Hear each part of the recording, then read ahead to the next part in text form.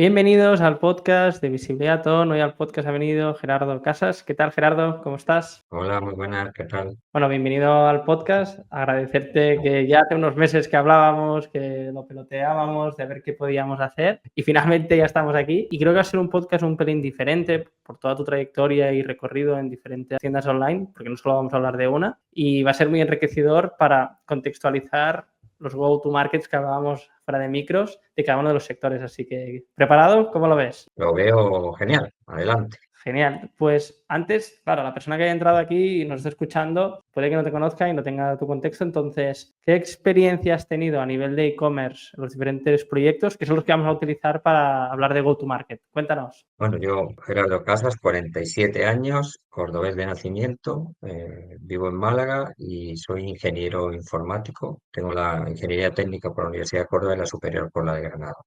Así que traigo un background técnico. Proyectos muchos. Arranqué la primera etapa como consultor en compañías tecnológicas, en temas de ERPs, CRM y este tipo de cosas. Y ahí, bueno, pues fui pasando por diferentes clientes en diferentes sectores. En un momento determinado caigo en una empresa relacionada con el mundo de los destilados y el vino. Me empapo muy bien de cómo funciona la empresa y de cómo funciona el sector. Y decido emprender un proyecto personal de emprendimiento con otros 3 socios. Y pues eso me llevó casi 16 años relacionado con el mundo del gourmet, el vino, luego hablaremos un poco más en detalle. Luego, por circunstancias de la vida, vendimos la empresa, bien, acabé en tienda animal como responsable de marketplace con la idea de montar el primer marketplace de mascotas a nivel europeo con Miracle. Y en esta última etapa, pues he sido responsable de e-commerce para España y Portugal de Toys R Us, como bien me conocéis mucho de vosotros, y en paralelo siempre he hecho consultorías y formación. Han sido dos cosas que los he llevado en paralelo con los trabajos que he tenido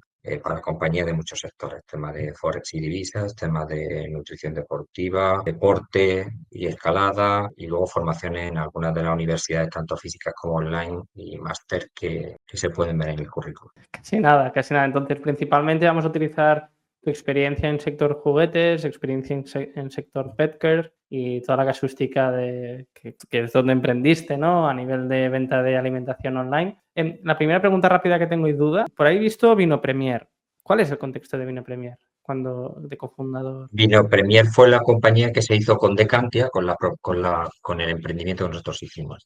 La salida de nuestra compañía acabó en manos de Vino Premier, que es quien tiene todos los derechos de todo lo que creamos en su origen. Vale, genial. Bueno, porque yo con Carlos hemos trabajado con Ha venido al podcast y contó la historia, primero me explicó la historia de los teléfonos que hacía, ¿no? Y después este vertical. Y claro, ahora lo he visto y digo, ostras, esto no encajaba. Pero mira, hablaremos del ecosistema. Así que con este contexto muy rápido y muy liviano que en 3 minutos has dado, vamos a entrar en materia para profundizar al máximo a nivel de go-to-market con toda tu experiencia a nivel de dirección y de contexto de cada uno de los sectores. Entonces, si te parece bien, al final, los tres principales sectores, empezaremos por el canal de Google, que es un canal que, por lo que yo también he visto en diferentes e-commerce multimarca, es bastante relevante. Parece que me tiro aquí mi beneficio, ¿no? De como consultor SEO, de vamos a hablar de Google. Empezamos por aquí y evidentemente iremos fluyendo. Entonces, en tu experiencia, primero, ¿cuál es tu contexto o relevancia que para ti puede tener el canal de Google para un e-commerce multimarca? Es crítico, es crítico. El tema está en que, claro,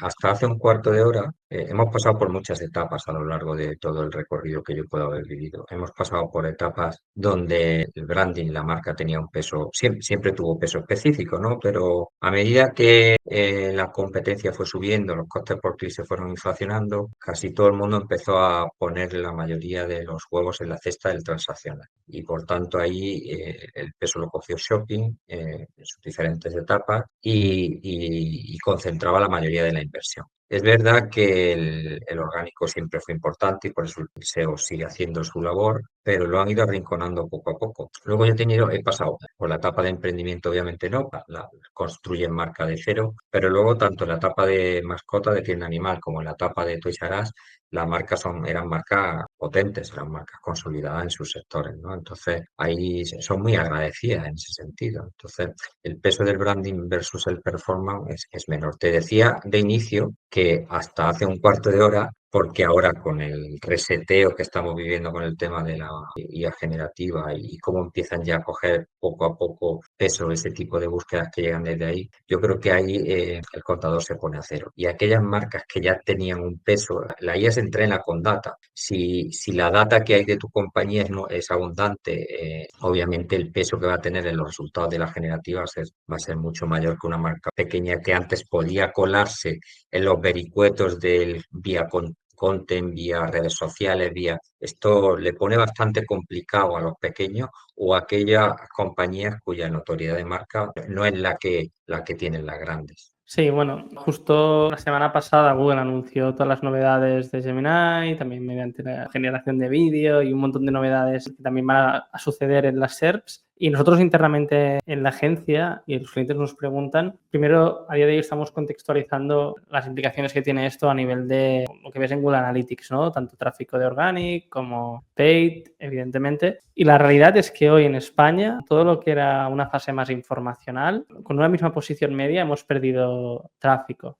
Entonces, estamos formándonos, buscando opciones de cómo, primero, cómo conseguir la visibilidad en ese resumen que hace, en este caso, Gemini en Google, pero evidentemente también aplica ChatGPT, etcétera, ¿no? Lo que sí que estamos viendo, para resumirlo mucho, es que aplica los estándares que ya venía Google diciendo de contenido de calidad, relevancia y puedes responder a la intención de búsqueda, pero es muy temprano aún. Y te compro lo de si tu marca ya tiene autoridad en un sector nicho, es de donde bebe toda la inteligencia artificial y en base a la cual va a generar el output, ¿no? La respuesta. Pero bueno, que es muy temprano aún y que ni tanto ni tampoco, ¿no? Sino paciencia, semana a semana, ir viendo el impacto con los datos que tenemos de SEO y analítica y ejecutar en consecuencia. Es una situación muy ingrata en la medida en la que lo que estamos viviendo va a durar. Es como si se ha inventado el coche, ya podría llevar un coche en la calle, la gente viene de caminar o de ir en caballo y durante 6 meses o 8 meses no sabe muy bien si subirse al coche, si bajarse del caballo, si caminar. A ver si me explico la metáfora. Realmente todo el trabajo que estamos haciendo o que vamos a hacer los próximos, yo estimo entre 2 años y 5 años, no servirá de mucho. Es decir, obviamente las bases tienen sentido y como son de sentido común se acabarán imponiendo lo que tú dices, lo de siempre, que el contenido sea relevante, que esté cuidado, que eso seguirá siempre teniendo valor, creo yo. El problema es que en la medida en la que aquí se abren dos problemas. Uno, en el momento en que interactúen unas IAs con otras, ahí ya el control lo pierde. Y segundo, se disparará con rifle, está disparado con metralleta. Había 20.000 espacios donde enseñar la patita, donde mostrarte. No, es que tú irás por la calle y le dirás a un micrófono de auricular que acabas de ver en tal sitio unas zapatillas de un modelo que te analice dónde puedes comprarlo, que te estudie los precios, que te haga la compra en el momento adecuado y te lo manda a la casa de la playa. Ahí no hay dónde ubicar presencia. Realmente se entra en una puja encubierta. Mira, yo esta semana he tenido la suerte de escuchar a un responsable de Walmart en Chile de cómo tienen ellos montado todo esto. Y he estado viendo aplicativos que ya tienen en producción, que me parecen una pasada, ¿no? Porque para mí Walmart siempre ha sido un referente. Chile es para ellos el mercado más pequeño que tienen. Apenas mueven ahí 8.000 millones de dólares versus un México, un Canadá o un Estados Unidos, ¿no? Y se da la circunstancia de que todos los experimentos que tienen que hacer, pues no los hacen en sus mercados principales, los hacen en Chile, ¿no? Como es lógico. Y entonces venía hablando precisamente de esto, es decir, ellos decían, yo ya puedo en el buscador de nuestro supermercado meter, oye, quiero hacer una receta tal, ¿no? Un asado, ponía él como ejemplo, ¿no?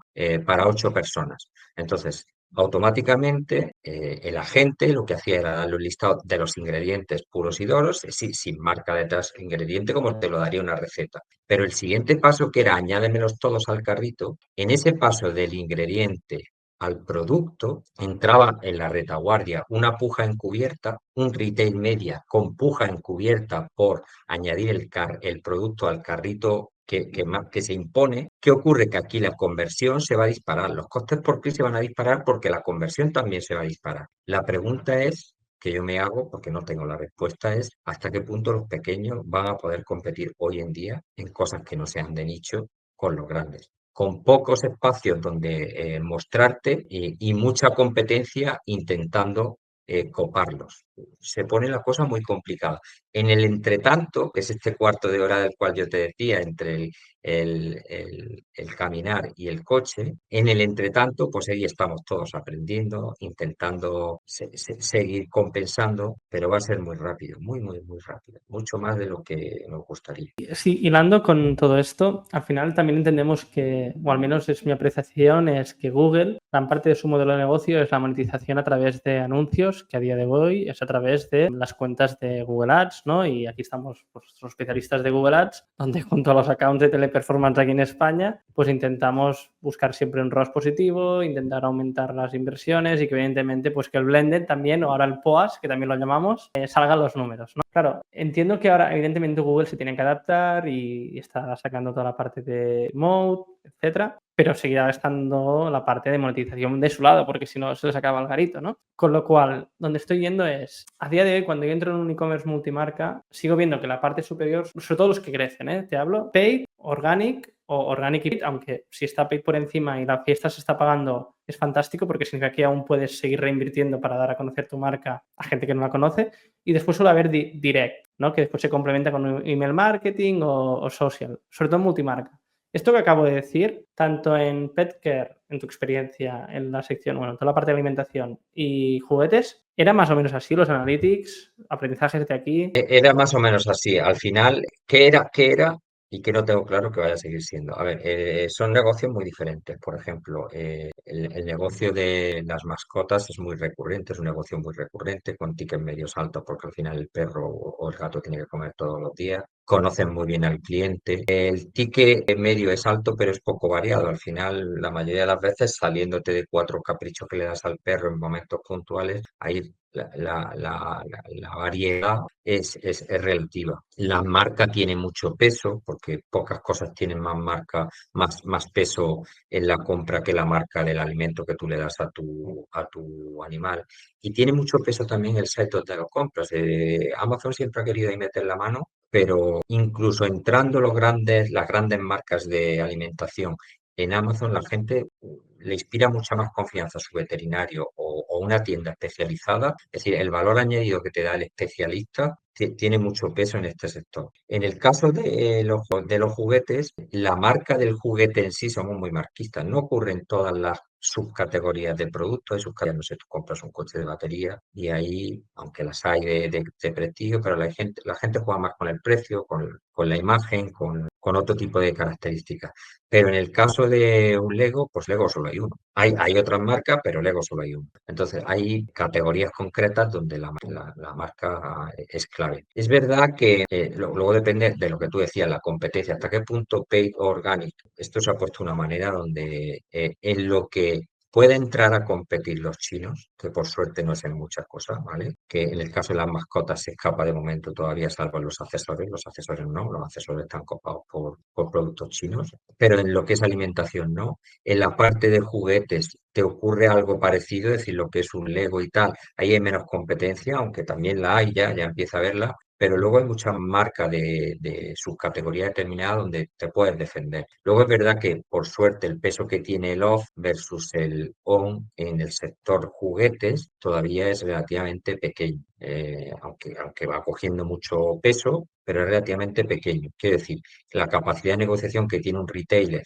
con una pata online, como pueda ser el grupo Skypet, es brutal versus la que pueda tener un onliner, salvo que seas un Zoo Plus que tiene presencia en toda Europa y entonces sí que puedes plantar cara. Pero en líneas generales, hoy día la fiesta se ha puesto muy cara, necesita recurrencia, necesita fidelización del cliente porque captar clientes se ha vuelto prohibitivo. El problema no es el coste de captación, es que si no hay recurrencia no tienen manera de exprimir la naranja a lo largo del tiempo.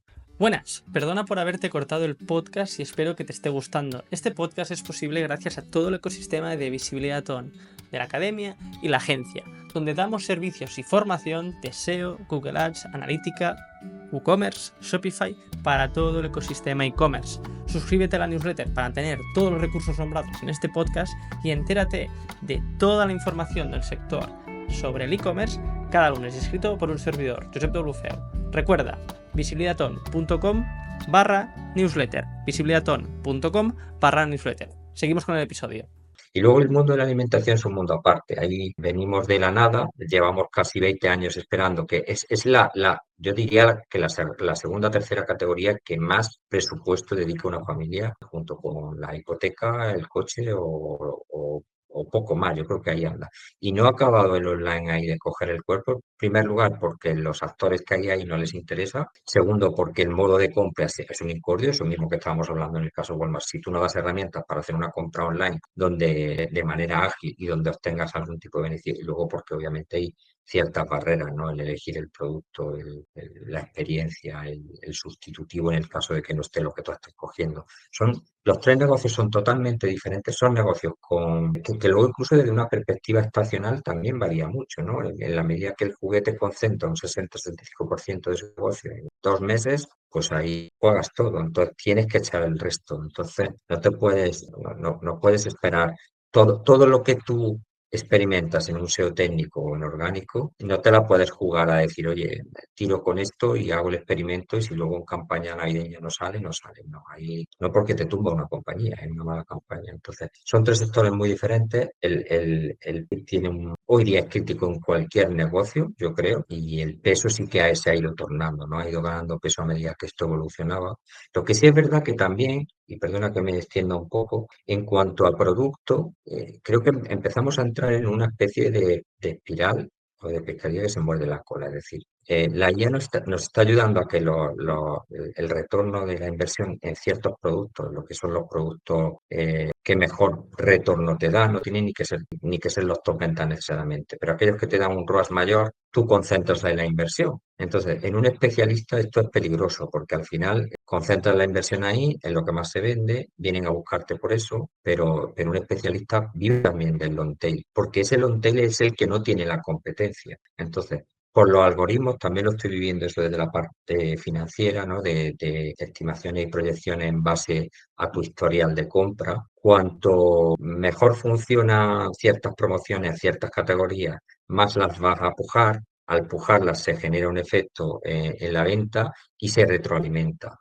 Y ahí lo que creas es un círculo que es vicioso y que te aleja de una visión más estratégica. Vale, perdón que te corte, sobre todo en este punto, para la persona que nos está escuchando, y creo que es muy interesante a nivel de estrategia de catálogo. Por lo que estoy entendiendo y esto se hace mucho a veces en Google Ads, de forma natural, con scripts automáticos, ir semana a semana llevando los productos ganadores a una campaña y los que no se venden tanto, pues a otra campaña para no ir reinvertir tanto, ¿no? Y de esta forma siempre tener una campaña con unos ROAS objetivos. Lo que estás planteando, que creo que tiene mucho sentido, es que los multimarcas, sobre todo verticalmente especializados, como son los tres casos que estamos hablando aquí, esta es en parte la propuesta de valor, ¿no? De que si tú estás buscando un vino muy concreto y justamente pues la bodega no vende en el mercado nacional, pues ahí eres tú donde eres el especialista que tienes que tener la posibilidad de tener ese producto, ¿no? Entonces, si no trabajas el SEO, no trabajas Google, si alguien lo busca y encima no lo estás trabajando porque de tu catálogo solo te enfocas en ese 20%, puede ser que estés alejándote de la propuesta de valor, entiendo. Exacto. Y además,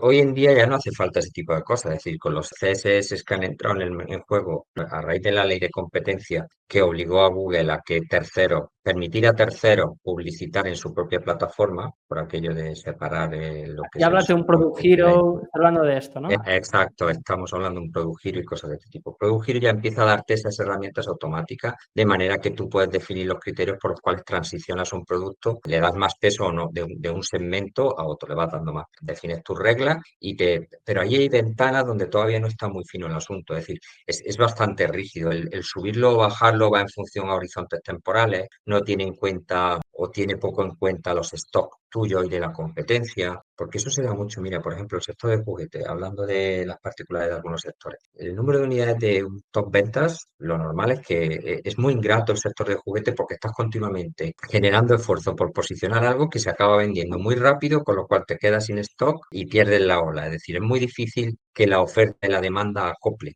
Entonces, el esfuerzo por posicionar algo es bestia, desde luego no puede ser orgánico porque no da tiempo a ello, tiene que ser de pago, pujas por ello, lo tienes arriba y cuando ya lo tienes arriba te quedas sin stock. Y no es sustitutivo por el tema de la marquitis que hemos hablado antes, con lo cual es un negocio muy ingrato, no es como un negocio donde tú tienes un producto menos estacional y el trabajo le vas viendo rendimiento a lo largo del tiempo. Pero sí, bueno, esto forma parte de entender el contexto que a ti te arropa, también en la política de promociones, porque al final tú dices, bueno, ¿y hasta qué punto me interesa a mí quemar margen potenciando una promoción de un producto? A lo mejor el tren que tiene que llevar a ese producto tiene que ser un tren más pausado. ¿Qué pasa? ¿Que la competencia se deshace de ello antes? No hay problema, ya aprovecharé yo el a posteriori para venderlo al margen adecuado. Pero luego aquí está el riesgo de que se te quede un producto que el año que viene no tendrá sentido que lo tengas en el catálogo. Entonces, bueno, de eso se trata, de entender. Por Ah, suerte, hoy día la herramienta nos permite entender mucho mejor, sin duda.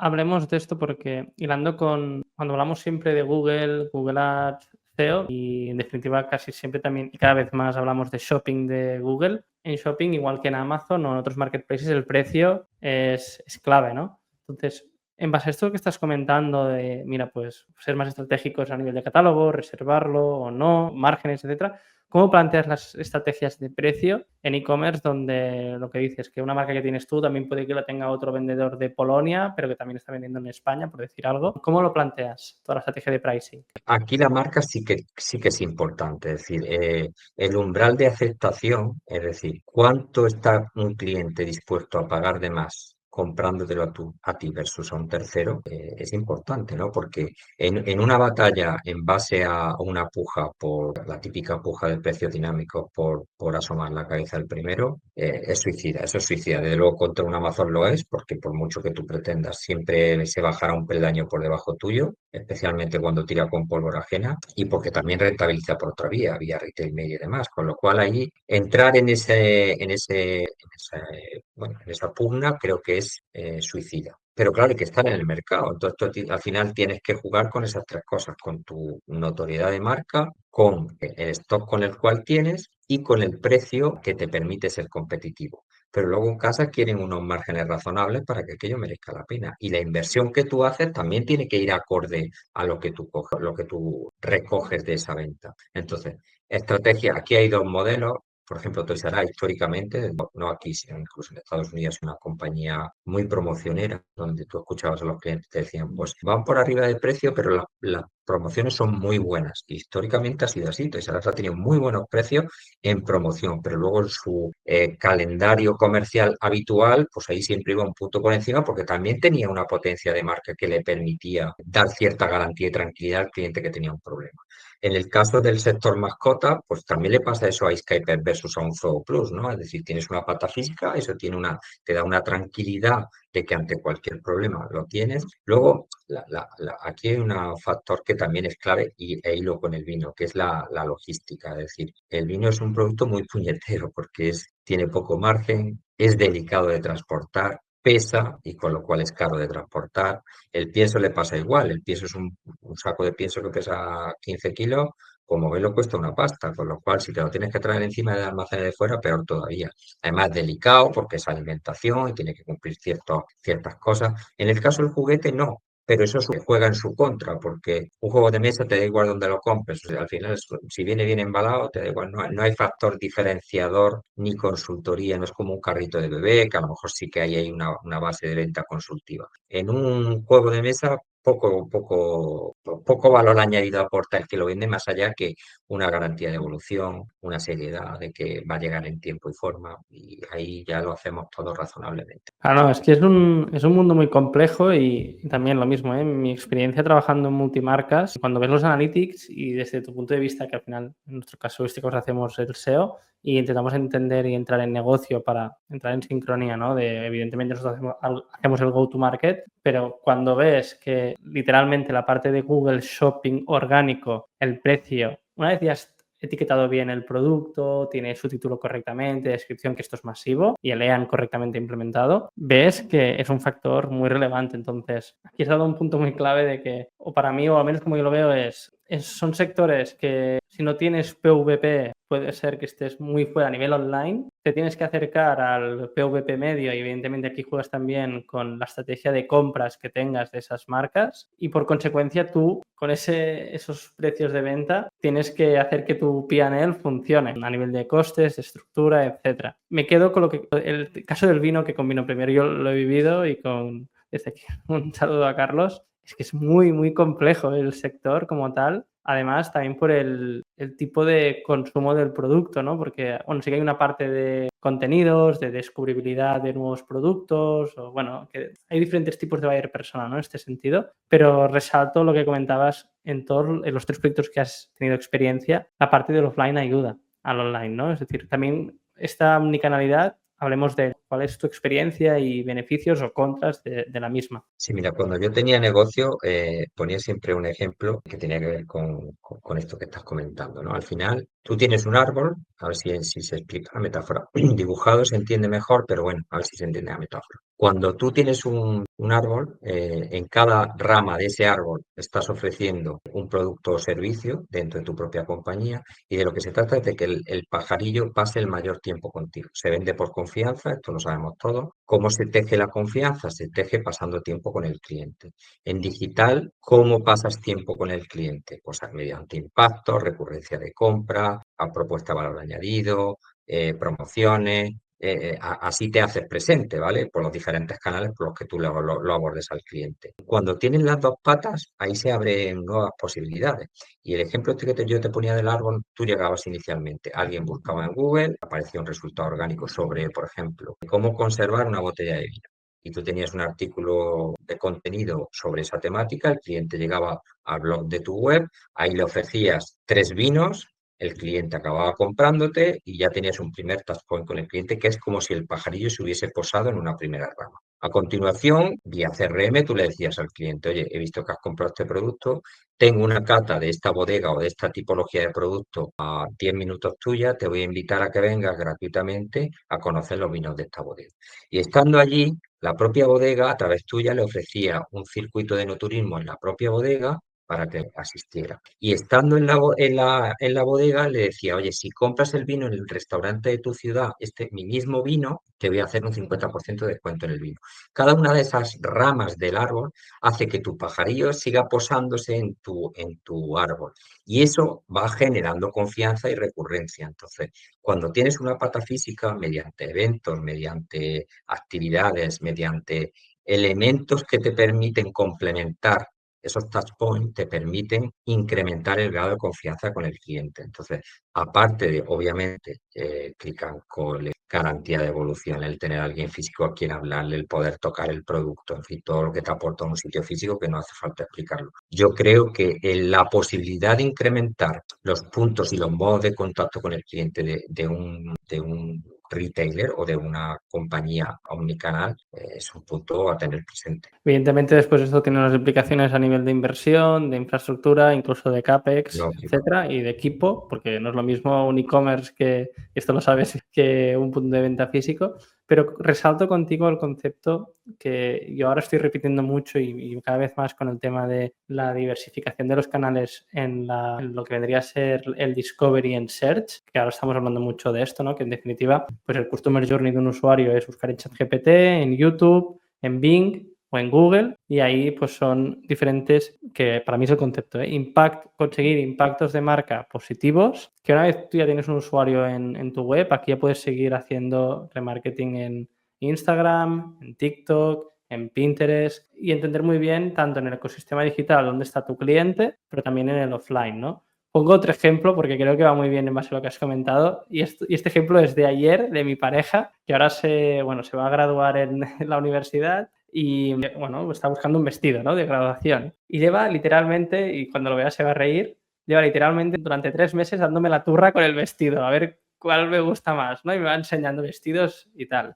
Y resulta que su madre hace 2 fines de semana, y digo la historieta porque cuando me lo explicaba decía, joder, la atribución está en la mierda, ¿no? Hace 2 semanas su madre le regaló un bolso de color marrón y por cosas de la vida la marca Lady Pipa ha sacado un vestido marrón en preventa que ella vio en una influencer que le gustó, pero aún no estaba en venta. Resumen, está suscrito a la newsletter han lanzado como la preventa, pero con un 10% de descuento si eres de la comunidad y lo ha comprado. Entonces, impacto, email marketing, bueno, la atribución es brutal, ¿no? Y ha sido todo un journey de impacto, lo que va justo ahora, de impactos positivos, que por casualidades de la vida vio una influencer que le gustó el vestido y su madre le regaló un bolso de color marrón y se ha comprado ese. Entonces, ahora cuando estabas explicando esto, es que cuando me lo explicaba mi pareja decía, ¡guau!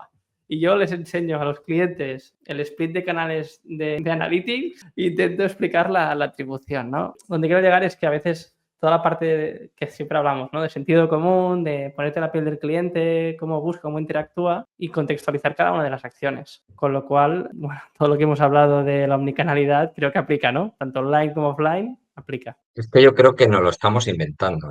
Me explico, ¿no? No es que hagamos nuestro trabajo con el dedo al aire, pero sí que tendemos a justificar el dato, no dejar que hable por sí mismo, en base a nuestra experiencia, en base a intuiciones, suposiciones. Esto va a cambiar radicalmente. Yo ya lo estoy viendo con las nuevas herramientas que hay en el mercado, donde por fin van a traer claridad retrospectiva sobre el impacto que tienen las acciones, qué ha sido lo importante. Es decir, no solamente van a proyectar a futuro, sino que van a aclarar hacia atrás qué fue el elemento que condicionó el éxito o el fracaso de una promoción o de un producto o de una categoría. Es decir, te van a dar explicabilidad sobre el contexto del día anterior, porque a veces perdemos de vista ese contexto y ahí es donde está realmente, por eso te digo que suponemos. O sea, tú coges una promoción, replicas esa misma promoción, pues no lo sé, 3 meses más tarde y más allá o al año siguiente justo, ¿vale? Ajustando incluso los días de la semana y dices, no, pero ¿por qué una funciona y otra no? Y te estás perdiendo. Es tan complejo el contexto, aparte del surtido que no es el mismo, de tu diferencial de precios con la competencia que no es lo mismo, la inversión publicitaria tuya y la de la competencia que seguramente no será la misma. Aparte de esas cosas que son de tamaño se ven, no son de vistazo gordo y se ven, hay tantos factores adicionales que pueden influir, como puede ser el clima, como puede ser si hay un evento o no, como puede ser factores macroeconómicos.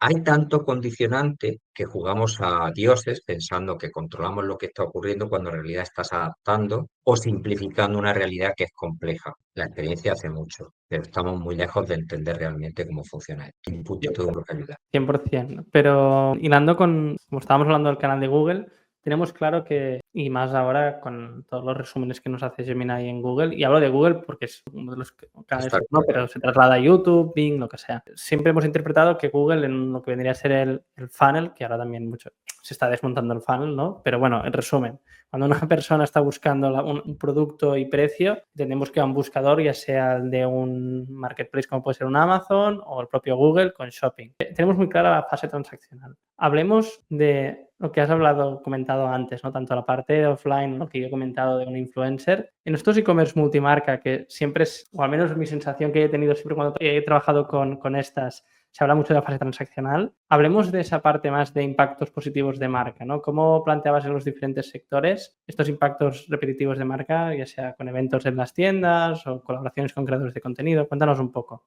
Sí, yo creo que es un mix, o sea, esa pata siempre cayó del lado de marketing, y aunque yo tengo obviamente presupuestos compartidos y las acciones se coordinan, pero es algo que me toca más siempre de segunda, ¿no? Yo siempre digo que soy un ingeniero, soy técnico, lo que soy es técnico, ¿vale? Que he aprendido de negocio como empresario durante 16 años y que he estudiado mucho de marketing, pero quizá la pata donde más flaqueo es ahí, ¿no? A ver, son muchos años, ¿no? Y probando muchas cosas, pero ahí sí que no me atrevería a dar muchas recetas. Lo que sí está claro es que construir cobertura hoy en día es mucho más complejo que antes. Tú antes hacías, y sobre todo cuando había poca tele, ¿no? Había pocos canales. Tú hacías una campaña en tele y llegabas a todo el mundo. O la radio, que incluso hoy en día sigue teniendo mucho peso en países como Portugal, una acción en radio o de vallas, en según qué momentos, tiene una cobertura muy amplia.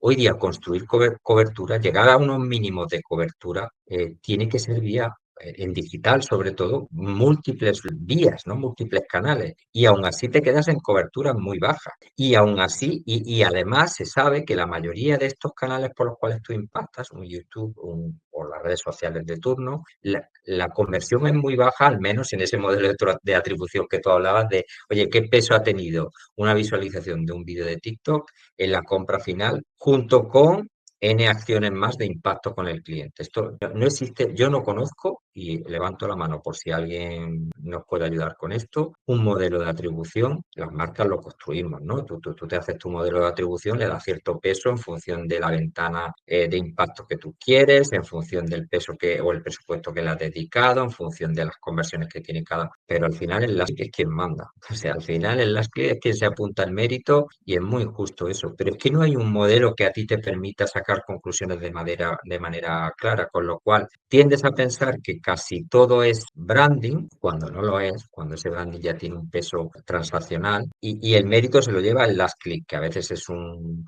trade doubler de turno, o es un retargeting, o es lo que sea, ¿no? Lo que toque. Pero sí que estoy de acuerdo contigo que la atribución es un tema por resolver, no sé en qué modo y manera, y quizá cuando tengamos una capacidad de análisis a nivel usuario, esa personalización desde la analítica del dato más, si la protección de datos lo permite, nos va a permitir saber realmente hasta dónde el mérito de cada uno de los intermediadores que hay en el funnel de captación y de venta. Con este contexto y también resaltando tu experiencia, hablemos también de cómo estipular y definir presupuestos de marketing. En definitiva, desde el punto de vista de gerencia, que al final tienes que definir dónde va X inversión en base a los ingresos que ha tenido la compañía. ¿Cómo lo planteas y en base a qué criterios para hacerlo? Esto suele venir dado desde dirección, o sea, las compañías tienen una ratio ya establecida, lo mismo que tienen en la P global de compañía, el peso que tiene el coste de personal o de alquiler de oficinas, pues dentro de lo que es el presupuesto de marketing, ya hay, que engloba a veces a e-commerce y a veces está separado, ¿vale?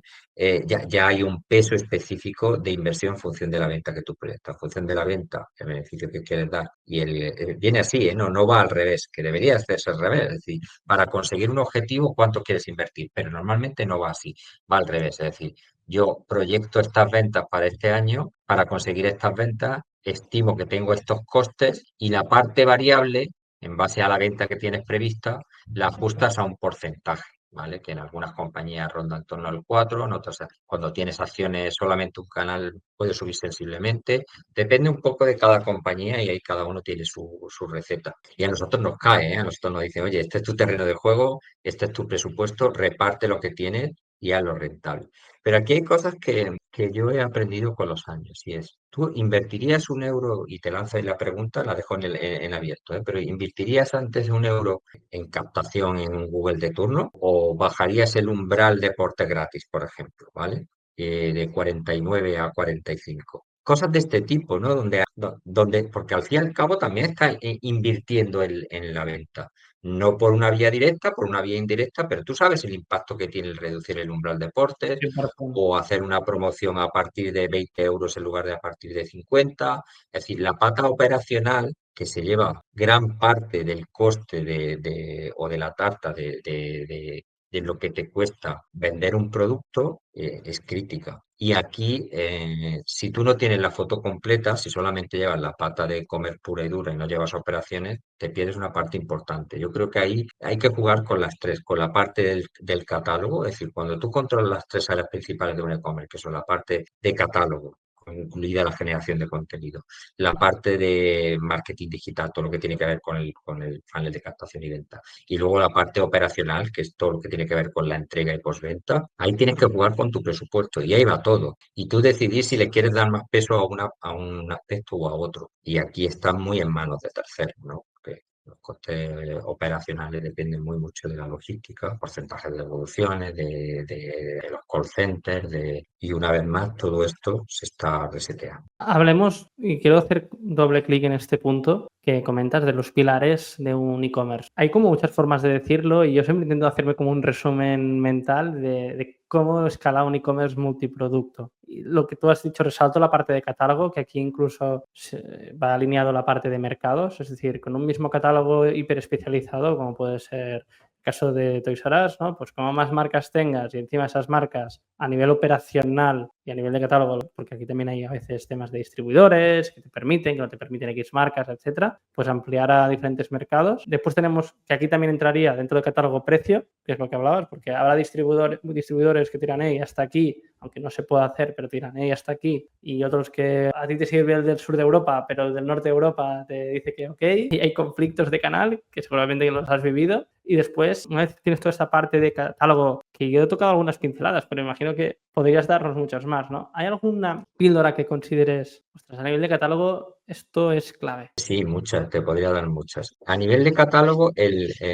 time to market es clave. Es decir, hoy día, el llegar antes que los demás. Las grandes son muy lentas en general en poner productos a la venta, ¿no?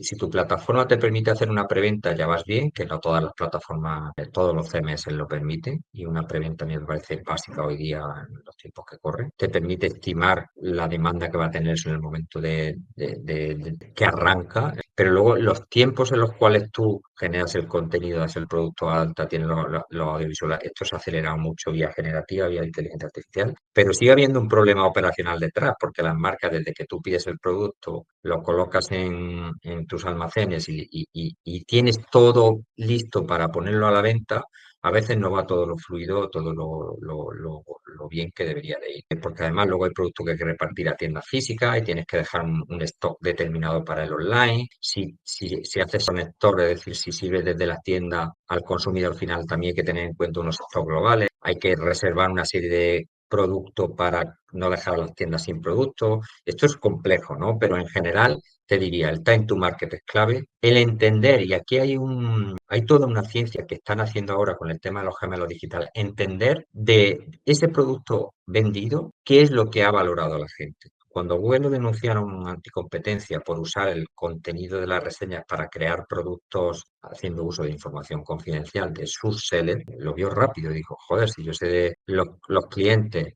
cuando ponen una reseña, si les importa el precio hasta qué punto, si el color, si el tamaño del cable, o sea, qué propiedad del producto tiene más impacto en la venta, me sirve por un lado para saber cuánto comprar ese producto, pero también a la inversa, es decir, a partir de las ventas yo puedo generar productos específicos con las características que el cliente demanda. Y hay toda una ciencia de producto hacia venta y de venta hacia producto en ambos sentidos que va de esto, de inferencias en un sentido y en otro. Entonces, cada vez más hay compañías en España y está Osom, que lo hace muy bien, que es creo que el sexto seller más tocho que tiene Amazon. Es una joint venture de compañía catalana y china, y lo hacen muy bien porque te cogen un producto y en un mes tienen un producto producido de la nada en base a lo que está demandando el mercado. O sea, un time to market desde el origen, desde fábrica a 30 mercados, eso tiene mucho mérito. ¿Por qué? Pues porque coges las olas mucho antes que los demás. Además, estás aprendiendo de lo que le funciona a los demás, lo mejoras, optimizas el precio. ¡Pum! Y si luego encima usas los canales de terceros para posicionar ese producto, de manera que tampoco necesitas tener una marca tuya per se reconocida, pues más aún. La agilidad yo creo que se torna clave en todo lo que tiene que ver con el producto hoy en día. Y la competitividad no es nada nuevo, siempre estuvo ahí. Pero cuando consigue o te diferencias vía innovación en el producto, que todavía hay quien lo consigue, o te diferencias vía precio, velocidad, agilidad, llámalo como quieras, esos puntos me parecen críticos. Aquí a nivel de catálogo, bien, creo que es un punto muy interesante lo que estás comentando, ¿no? De hacer un estudio de mercado a través de las propias reseñas de Amazon, Walmart, marketplaces que tienen un montón de volumen de compras, e incluso esos marketplaces verticalizados, como también existen, ¿no? Los Zalandos, etcétera. Y por ende, me ha parecido muy interesante este concepto, ¿no? Del time to market, sobre todo e incluso en desarrollo de producto propio, que es una de las vías de crecimiento que a nivel de catálogo muchos e-commerce multimarca también están ejecutando, ¿no? Los propios para farmacia, ¿no? Lo vemos, Farma2Go, otro día que Galileo Pharma, que también vinieron, Naturitas, están ejecutando y creando producto propio como otra vía de crecimiento y que seguramente va muy encaminada a lo que ya viene haciendo Amazon Basics. Es que yo creo que hoy día no se puede. Un retailer, un multimarca, como tú lo llamas, o como se llama, vamos, no puede sobrevivir sin la marca propia. Sin una marca privada, sin una marca propia, imposible, porque ese plus de margen que te da el tener tu propia marca te permite pagar que los números salgan. Entonces, mínimo un peso del 30% en marca propia se torna imprescindible en cualquier multimarca para que los números acaben saliendo. Si no, es muy complicado vendiendo productos de terceros porque ahí tu comisión o tu margen sobre la venta suele ser más ajustada. Entonces, si mueve volumen, yo creo que el tener una marca propia potente en una parte relevante del surtido se hace en los top ventas, sobre todo, se hace fundamental. Pero, y en los tres sectores de estos que hablábamos, en el del vino, en el de las mascotas y en el de los juguetes. Y creo que pocos se escapan de esta tendencia. Gran parte del éxito del Mercadona está ahí, de la potencia de su propia marca versus algo. Por eso los números que da son espectaculares. Ahí sí que no hay secreto y está todo inventado. No, bueno, y tenemos la gran suerte de tener un ejemplo desde casa, que son los supermercados europeos junto a Lidl, más están Eso. creciendo y que son playbooks que evidentemente no es nada sencillo realizar, pero también ahora nosotros cada febrero hacemos un estudio de los e-commerce que más tráfico tienen en el mercado español y lo que vemos comparando año a año es que cada vez hay menos e-commerce de multimarcas que no han pivotado a ser un marketplace, es decir, con la tecnología Miracle u otras, pero principalmente Miracle, o que han hecho marca propia. Es decir, que hayan algún e-commerce que no haya derivado a hacer producto propio o que no haya derivado a ser marketplace para tener más oferta es muy, muy, muy poco probable. Y los que no lo han hecho están a poco de hacerlo o de cerrar para ser competitivos. Entonces, creo que es un tema interesante el que estamos tratando porque solo hemos hablado de la parte de catálogo, que habrá muchos más temas, pero que tenemos claro y que es evidente que es clave. Dentro de estas organizaciones que has estado, ¿había un rol específico de catálogo o cómo lo planteabais? Hay de todo. Cuando las compañías son pequeñas, complicados o perfiles mixtos, en las tres en las que yo he estado, sí, además es un rol muy, muy importante porque hoy día se le está dando incluso atribución adicional, es decir, al final tiene un conocimiento del producto único y suele ir de la mano junto con el rol de marketing digital en temas de retail media, por ejemplo, o en negociación de espacio en el punto de venta. O sea, sirve de interconexión entre el mundo compra, por así decirlo, entre el enlace con los proveedores y lo que es el enlace con la pata de buscar unos AdWords extraordinarios vía publicitaria, ¿vale? Entonces, ese rol está cogiendo como ahora, por suerte, generar contenido se ha vuelto mucho más sencillo, le permite liberarse de otras tareas, ¿no? Entonces, luego también el tema del dropship, ¿no? Pues a veces los catálogos se complementan vía dropship, no tiene por qué ser un marketplace. Muchas de las marcas no son marketplaces, pero sí que trabajan bajo este paradigma donde tú complementas tu surtido a través de relación con terceros. Y parte de esa negociación de ese catálogo, que a veces es exclusivo de online, la realiza el propio responsable de catálogo. No siempre, pero a veces es así. En definitiva, que un responsable de catálogo debería de ir más allá de generar contenido o de decidir qué productos se ponen a la venta en el canal y tal, que a veces cae de arriba, ¿no? De la estrategia de la propia compañía. Pero incluso a la hora de darle peso o no a según qué categoría, a según qué producto o a según qué referencia, variantes en concreto dentro de un producto. O sea, la visión de negocio que tiene la persona de catálogo debería ir mucho más allá de generar contenido o desde una perspectiva de contenido, sino debería tener muy claro hasta qué punto lo que él está dando de alta, que tiene una atalaya privilegiada de saber qué se está dando de alta y cuando tú dedicas tiempo, ahora ya porque lo hace la inteligencia artificial, pero yo me acuerdo que cuando en etapas anteriores se llevaba una ficha de producto 45 minutos, que eran literatos, como yo digo, eran personas que le ponían tanto cariño al alta de un producto. Yo creo que no hemos llegado a ese nivel. Cuando tú tienes un buen tío generando contenido de alta de producto, para nada la IA llega a ese nivel de momento y mira que lo borda en muchos sentidos. Pero claro, es que hacía falta tres cuartos de hora para que esa persona hiciera una ficha. Cuando ahora, con compañías como Crowdload, tú le enchufas un listado de EAN y te genera 1000 fichas en 2 días. Entonces ahí es imbatible eso, o sea, es imbatible. Y hacia eso vamos. O sea, yo creo que poco a poco se va a ir metiendo en parcelas que nos va a liberar de tareas rutinarias como esta y nos va a permitir poner foco en el negocio o en el cliente, que son los dos aspectos principales donde hay que poner foco o en cliente o en negocio y liberarnos de todos estos quehaceres que nos entretienen y nos desvían de lo que es importante. Sí, pero es clave y sigo como haciendo referencia y la importancia de esto porque, mira, tengo un ejemplo de un cliente que vende calzado barefoot, multimarca, y que lleva ahora el tercer año que han pasado por el podcast. Y ahora estábamos mirando datos y teníamos un crecimiento de un 100% en facturación y el tráfico lo mismo, ¿no? Un crecimiento de un 200 y yo hablaba con el SEO, que es el que lleva el proyecto, y bueno,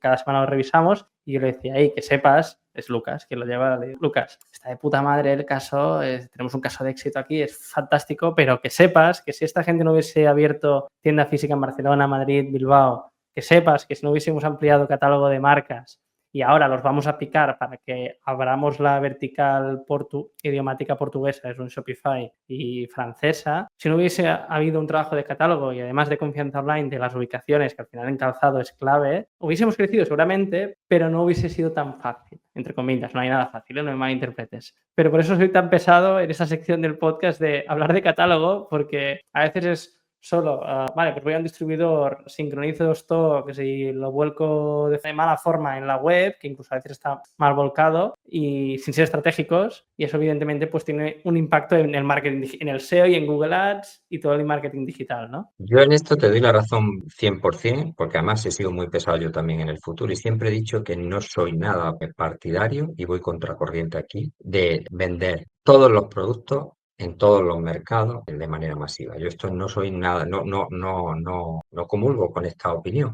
Yo creo que dicen, no, pero si esto no cuesta nada, ¿qué más te da dar de alta producto 3 que 300? Sí que cuesta. O sea, pierdes foco, pierdes, aunque lo bebas de un tercero. Bien va que tienes que testar a veces, porque hay productos que no conoces y tal, pero hazlo bien. O sea, si cada producto que tú das de alta en tu plataforma está consumiendo recursos de manera directa o indirecta. Entonces, yo soy más de disparar con rifle, de mirar cada opción, de decidir cada mercado, de no ir por arrastre, de no dejarte llevar en cantidad, porque creo que la cantidad y la calidad a día de hoy, que quizá cambie a futuro, en la medida en la que requiere trabajos manuales o mentes pensantes, un surtido infinito, se complica las cosas. Y desde luego, no nombraré por elegancia, pero yo he visto en marketplaces de compañías muy grandes volcar catálogos completos con marcas de agua, falta de ortografía, o sea, una imagen lamentable, impropia de compañías que son referentes en su vertical. Bueno, pues bien, si cada uno dice, oye, a lo mejor le salen los números, yo creo que no, yo creo que es pan para hoy y hambre para mañana. Entonces, yo muy de acuerdo contigo que hay que hacer las cosas bien y seleccionar el surtido en base a lo que tú creas y que crezca tanto en el mercado apropiado, y puedes tener surtidos diferentes según el marketplace en el que venda, según el momento en el que venda, según en el mercado en el que esté. ¿Qué es lo sencillo? Mismo surtido, replicado en todos los sitios.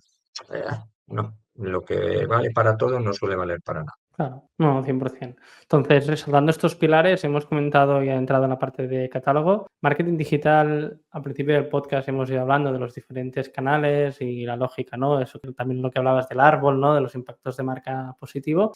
Y hablemos de operaciones, ¿no? Porque en definitiva, siempre mira, en mi caso que doy formación en Product Hackers y se habla mucho de North Star, por ejemplo, nosotros en la agencia es casos de éxito al mes de SEO y de Google Ads. Y que es un caso de éxito y lo bajamos, lo definimos y lo hacemos, ¿no? Un e-commerce, claro, yo a priori, si me preguntas rápido, mi respuesta rápida es reseñas positivas al mes, ¿no? Más reseñas significa que, y si son positivas, significa que estamos vendiendo, ¿no?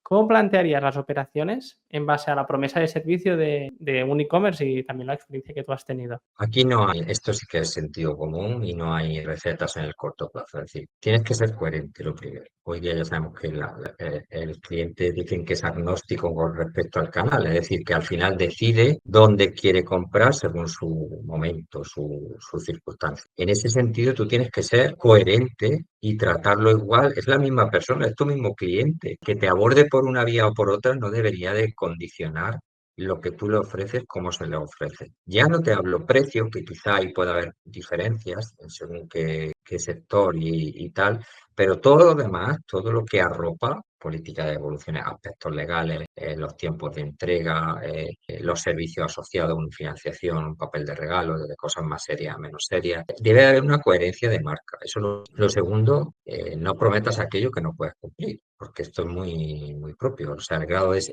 nos hemos arrastrado por los dos o tres que tenemos todos en la cabeza hacia una exigencia que no es normal ni natural. Yo, como tú bien dices, yo en mi tiempo libre leo reseñas. que tengo ese defecto, ¿no? Y me gusta porque se aprende mucho. Claro, los que no tenemos contacto directo en un canal físico con el cliente, donde tú ves las expresiones, la cara, ves ciertas cosas, la manera que tienes de entender qué está pasando es leyendo reseñas. Y en ese sentido, cuando tú lees muchas reseñas, entiendes que el cliente se ha vuelto un niño malcriado, donde cuando las cosas van bien no lo cuenta y cuando las cosas van mal las resalta mucho. Quiere la inmediatez, quiere que le llegue todo perfecto, que le llegue rápido, que le llegue barato y si puede ser gratis a lo temo mejor. Ese grado de exigencia de niño malcriado no es natural, no se da en la vida. Lo normal es que las cosas tengan su fleco, que fallen, que a veces no salgan bien. Y cuando eso ocurre, ¿qué ocurrirá? Hay que ser honesto, hay que reconocerlo, hay que intentar empatizar con el cliente y ayudarlo. A veces no tiene arreglo, porque si tú no recibes el pienso para tu mascota y resulta que te quedaba para ese día y mañana tienes que comer y te tienes que tirar a la calle, ese cliente se te enfada.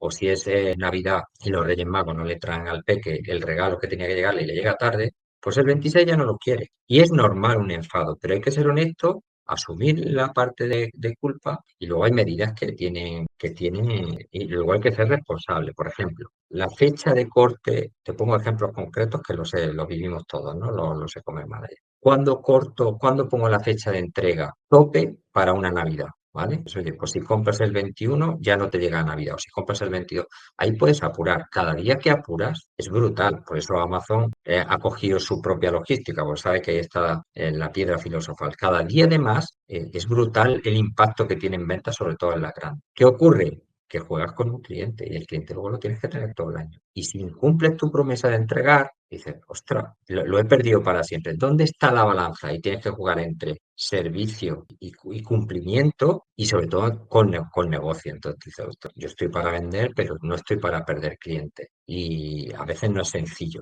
Pero está claro que la operación es la que se lleva, la que puede estropearlo todo, tú lo puedes hacer todo perfecto si la operación no sale como debe, se lo carga todo y por suerte también decirlo, el ecosistema que arropa al e-commerce se ha profesionalizado mucho, o sea, cualquier pequeña compañía de ciudad te puede dar un servicio excelente sin tener que poner unos medios brutales al servicio de o pagarlos, ¿no? Esto antes sí que había un gap muy grande entre Amazon, sobre todo, y el resto. Luego se fue estrechando entre Amazon y la grande y ya daban el mismo servicio y el resto. Hoy día yo creo que ahí, incluso con Quick Commerce, ya tienes entrega de productos en 2 horas en muchos aspectos. Entonces, lo que no sé si tiene sentido eso para las personas que hayamos llegado a ese nivel de estrés de tener que querer todo para allá. Para el planeta, desde luego que no. Para la tranquilidad colectiva en el sentido de cierto grado de empatía tampoco. Pero bueno, eso es uno de los tiempos que nos ha tocado. 100%. No, pero está claro que las operaciones, hemos hablado todo el rato de la parte de más de visibilidad ya de un proyecto, pero las operaciones es lo que te da la recurrencia y la recomendación, ¿no? Siendo algo que es poco sexy y que poco se habla, pero en el sector del vino, juguetes, o yo que conozco bien el sector del deporte, estamos trabajando en márgenes de un 30 o menos, que aquí también acompaña el volumen y evidentemente, pues si tú tienes un margen, para decir algo, del 30%, que ya sería espectacular, tú con ese 30% de la facturación de 1 millón tienes que pagar toda la fiesta y que encima salga bien, ¿no? Con lo cual no es fácil, no es evidente y todo el esfuerzo que se puede llevar desde marketing digital haciendo un SEO espectacular, tal, si en 2 años tú tienes una operación nefasta y todo el mundo habla mal de ti, te queda un año de vida, ¿no? Entonces, no es moco de pavo el también repasar las operaciones bien y cumplir con los estándares de servicio y con una coherencia. Y aquí hay ejemplos en España muy buenos, ¿eh? Desde el Sí, sí, propio, o sea, bueno, podríamos decir muchos nombres, pero que son un gran ejemplo. Y después también, en caso de no tenerlo o no poderlo tener, también hay opciones a nivel financiero como un 3PL, que aquí en España, por ejemplo, tenemos un Ánfora u otros, que no hace falta que tengas en tu P&L un CAPEX, una nave, etcétera, y ir, aunque sea a nivel porcentual por cada pedido mayor, porque al final es así, no tienes que adelantar todo ese capital, ¿no? En una primera instancia, sobre todo cuando quieres validar rápido, sobre todo esto en marcas nativas digitales, etcétera. Dicho Luego esto, sí, y perdón. perdona que te interrumpe, nos hemos dejado aparte la parte de atención al cliente, que hasta hace poco escalaba Sí, muy mal. sí. Ahora con el tema de la IA ahí se abre un horizonte tremendo, pero está claro que es un pilar clave. Durante mucho tiempo algunas marcas optaron por cargarse la pata de atención personal, por así decirlo, y lo dejaban en base a resolver tickets de manera digital. Esto ya se ha dado cuenta que hay ciertos verticales que requieren de una empatía, una cercanía, y ahí la IA ya está poniendo patas arriba todo, porque sí que me parece que la resolución de los problemas se va a hacer mucho más ágil, más económica y mejor hecha que nunca. Y perdona que te haya metido la cuña, pues me parece un punto bastante relevante. 100%. Y hilando con esto, hay el libro de Zappos, Delivering Happiness, que al final en parte bebe, no sé si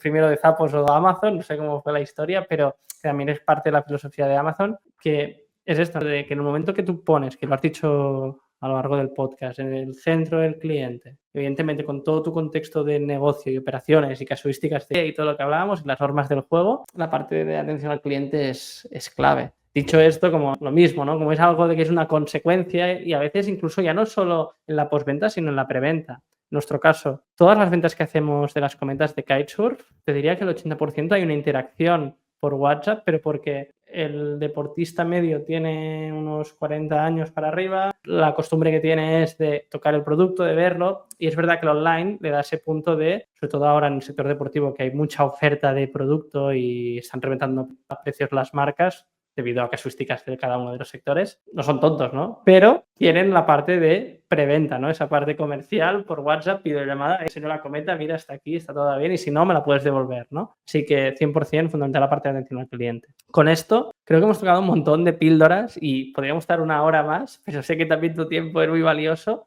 Pasemos a la parte de inspiración, ¿no? ¿En qué retos estás ahora? Que ya me has contado un pelín antes fuera de micros. Y también, ¿qué puntos utilizas a nivel de inspiración para estar al día de todo? Pues como te comentaba fuera de podcast, yo viví el nacimiento de Internet de primera mano mientras hacía la ingeniería y conservo muy bien el recuerdo de cuando algo grande nace, ¿no? Viví de primera mano porque monté un marketplace 6 años antes de que llegara la oleada, esa ola también, con lo cual también me quedó claro desde primera hora que aquello por sentido común se iba a acabar imponiendo. O sea, pillé dos, pero esta de la IA la tengo clara de hace 2, 3 años, que arrasará con todo. Entonces, ahora, circunstancialmente, se dio la oportunidad de poner todo el esfuerzo en esto. Mi padre es profesor, yo me crié en un ambiente rodeado de curiosidad, de libros y de estudiar cada día. Yo estudio cada día, no solo leo, estudio cada día y conservo ese hábito que me gusta, esa parte de mí. Y cuando se dio la oportunidad, yo quería dejarme un gap de 6 meses donde dedicar una parte muy relevante de mi tiempo a estudiar IA, no como, en fin, no lo que se ve por ahí de una manera metodológica, de la mano del MIT, que es un referente en la materia, y con la idea de coger una posición de dominio versus el que está trabajando, tiene una familia y ahí ya pues el tiempo es muy limitado, ¿no? Y en eso estoy fundamentalmente dedicado a eso, pero en paralelo salen proyectos muy interesantes relacionados también con la inteligencia artificial. Y estoy básicamente asesorando a compañías de software en su estrategia evolutiva de desarrollo relacionado con la inteligencia artificial. O sea, queremos sumarle funcionalidad de inteligencia artificial a mi producto. ¿Cómo lo hago? Sobre todo relacionado con el ecosistema de Comet, ¿no? Para no solo para funcionalidades que ya tienen otros aplicativos dentro de este ecosistema. O fundamentalmente en tareas tecnológicas, pero no solo, también desde una perspectiva de negocio y también desde una perspectiva comercial. Ya estoy iniciando colaboraciones que se conocerán en las próximas semanas con terceros y luego hay una parte que tiene que ver con startups. O sea, me estoy vinculando a alguna que otra startup porque les veo potencial, porque me parece que hay que devolverle socialmente a los que empiezan ahora con ganas parte de lo que uno ha aprendido, no tanto desde una perspectiva personal, de ambición económica, sino de ayudar a los que tienen ganas y tienen talento y se percibe en ello. Entonces, ahí poner tu experiencia a su servicio me parece una cosa bonita. De cara a que el mañana acabar cogiendo una posición dominante o relevante en una multinacional. Eso es lo que aspiro, a tener una posición representativa en una multinacional. Pero en esta etapa creo que es crítico abrir la mente, ver proyectos, conocer personas, cuando las cosas están comenzando, requiere una apertura de mente y no poner todos los huevos en la misma cesta. Creo que en esta fase es importante formarse y tocar muchos palos para hacerte una idea de hacia dónde va esto. Ya habrá un momento de estrechar el círculo para ver dónde realmente hay que poner el foco. Estoy súper ilusionado, súper contento y deseoso ver dónde nos lleva este camino, que es apasionante. Te preguntaremos seguro y con esto, bueno, es que es un mundo que cada semana está cambiando, así que no está de más tener un contacto de alguien que tiene el tiempo para estar al día de todo y evidentemente trasladarlo a un punto práctico. Y para ir encarrilando el podcast, algunos e-commerce que te gustan, que te inspiran y que dices, mira, esta gente lo hace bien, apúntalos porque en la newsletter la persona que nos está escuchando los va a poder encontrar. Aquí yo diferencia, bueno, hay miles, ¿no? Te podría hablar de miles, pero yo tengo como tres tipologías, por decirlo. Están los marketplaces y ahí hay referentes que todos conocemos que para mí, hay 5 o 6 que para mí lo hacen muy bien en diferentes sectores. Los conocidos, un PC Componentes, un Decathlon, un Leroy Merlin, un MediaMarkt, un Casa del Libro y un Big Crafter, por ejemplo. Cada uno nos he tocado hay varios sectores para que, y esos son relevantes. Me gustan luego mucho también los negocios de nicho, ¿no? Lo que son pues no sé, en New Era Cup, ¿no? .eu, te pasaré los enlaces por si quieres compartirlos con la gente, o un Moleskine en tema de agendas, o un Nice en tema de cerámica, o sea, negocios que tocan una subcategoría muy concreta, pero que lo hacen con una clase, con una sencillez, con un posicionamiento que es único y que los hace imbatibles. Y luego también toco mucho negocios de cercanía, ¿no? Yo compro en pequeñas webs de negocios que me rodean, ¿no? Yo compro el café, por ejemplo, en un pequeño tostadero que hay aquí en Málaga que se llama Artisan y lo hacen muy bien. Tienen un Shopify, pero es que luego lo que hay detrás del modo en el que se gestiona lo hacen muy bien. O Arodén con el tema del aceite, que es la subética cordobesa. Intento hacer compra de cercanía también en online. Y sí, o sea, estos son algunos de los que a mí Pues te me pediré parecen unos bien. cuantos para añadirlos. Esto fuera de micros ya te pediré porque seguro que tienes Ah, ejemplos muy... Y me perfecto. parece muy chulo la segmentación que haces, ¿no? Marketplaces, nichos y negocios de cercanía que complementan su servicio y propuesta de valor con el canal online. Genial. Ujú. Pues hilando con todo lo que hemos hablado, hago un resumen rápido como agradecimiento y sobre todo para la persona que ha llegado hasta aquí, que se lleve puntos clave porque después esto yo lo voy a utilizar para hacerlo minuto por minuto. Y primero de todo agradecerte un montón el rato porque creo que hemos tocado puntos muy, muy clave sobre tu experiencia, que para mí es lo importante aquí, porque para hablar de teoría tenemos todo el mundo de Internet, ¿no? Y empezamos pues, contextualizando también tu experiencia como ingeniero y que pues pivotas a toda la parte más de la gestión y la dirección de tiendas online. Hemos hablado y hemos ido de lleno por el canal de Google, que al final también en base a la experiencia de los dos pues hemos complementado un poco las casuísticas que hay a día de hoy, cómo evoluciona, que sinceramente cada semana me está sorprendiendo y nos tenemos que adaptar, que esta es la palabra. Nos adentramos también en los diferentes canales de captación de los e-commerce que has estado, en los diferentes sectores, juguetes, mascotas y alimentación. La importancia del long tail del catálogo, que esto ha sido la precuela de lo que hemos hablado de toda la importancia del catálogo de un proyecto y en base a esto también, pues, la estrategia de pricing en esa tipología de proyectos y contextualizar qué tipos de precios vamos a utilizar. Has entrado con la metáfora del árbol, ¿no? Que comentabas, de tener impactos positivos de marca, que evidentemente esto pasa desde la propia captación o los ejemplos que hemos puesto, pero después también las operaciones, donde ahí es donde se hace un negocio a medio y largo plazo, ¿no? Con la recurrencia y cumpliendo con la promesa de servicio. Y con esto hemos ido encarando el podcast, enfocándolo más a toda la parte de cómo planteamos los presupuestos, hemos hablado de los pilares de un e-commerce, catálogo, marketing digital y operaciones. Y con esto ha sido en una orilla, que si estuviésemos 2, 3, bueno, nos daría para mucho más, ¿no? Pero creo que hemos tocado píldoras muy, muy interesantes y de verdad agradecerte, Gerardo, todo tu tiempo y dedicación a ello, porque se nota que eres un amante del e-commerce y yo de mi lado he aprendido un montón. ¿Qué tal? ¿Cómo has estado? He estado muy bien y muy a gusto, muy agradecido porque yo aprendo también un montón de cada conversación, de cada reflexión que hacemos conjunta, así que espero que resulte útil para los que nos escuchen, que es de lo que se trata. Y bueno, y aquí estoy para lo que humildemente uno pueda ser útil. Así que agradecido la Súper útil. oportunidad y estamos para el que lo necesite. Genial, pues un placer y para la persona que ha llegado hasta esta parte final del podcast, nos vemos en el siguiente. Un abrazo, chao. Chao, chao, muchas gracias. Entonces, a lo largo de toda tu experiencia laboral, ¿con qué aprendizaje, un aprendizaje te quedarías en base a un reto que hayas tenido, ¿no? Hay muchos, porque la vida enseña y muchas veces a fuerza de balazos, pero te diría que lo principal es que lo importante en los negocios son las personas, esto es una obvia, pero que a veces no queda claro.